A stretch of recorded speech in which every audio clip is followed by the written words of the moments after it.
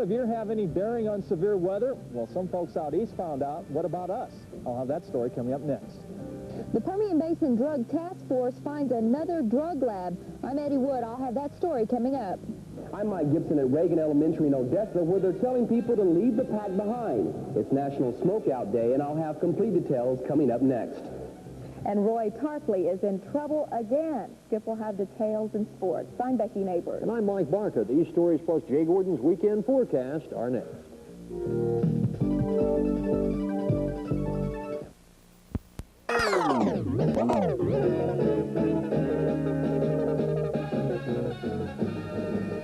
Live from Midland, Odessa's news leader, Big with Mike Barker.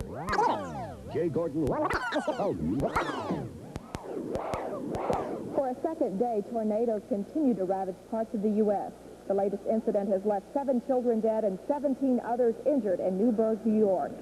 The death toll nationwide from violent weather is now 24. The residents of the tornado-torn areas received advance warnings of the impending danger. Forecasters say they knew the chances of severe weather were very high this late in the year. As Big 2's Scott Wieditz reports tonight, the same could happen here if the conditions are right. Todd Shea has watched the East Coast storm develop for the past 36 hours now. It's not often a meteorologist gets to watch the textbook formation of a storm front. All of the conditions for this weather disaster were perfect and predictable, but Mother Nature still managed to throw in a few curves. I had thought it was more setting up as a major snowstorm, but it turned out to be the severe weather outbreak. But yeah, it was, like you said, classic.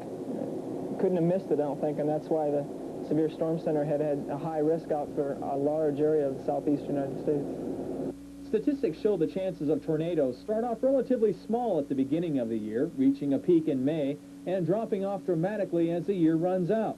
Not many tornadoes form during the month of November, but the folks in Saragossa know just how unpredictable Mother Nature can be. A sudden storm system wreaked havoc on this small West Texas town, and it seems natural disasters have grabbed the headlines on a regular basis lately. Hurricane Hugo tore through the Caribbean and East Coast areas, turning lives upside down and bringing everyday services to a halt. And not long after, an earthquake shook the lives of residents along the West Coast, taxing the resources and funds of emergency services. And that's why many like Todd Shea and others have chosen a career out of predicting how Mother Nature is going to react from day to day, and hopefully giving people an advance warning when our weather takes a turn for the worse.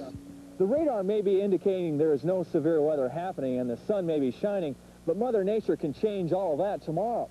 And meteorologists are quick to warn that if the conditions are right, the time of year has no bearing on the chances of severe weather happening. In Midland, Scott Wieditz, Big 2 News. Thank you, Scott. The Red Cross says this latest natural disaster will tax its organization to the limit.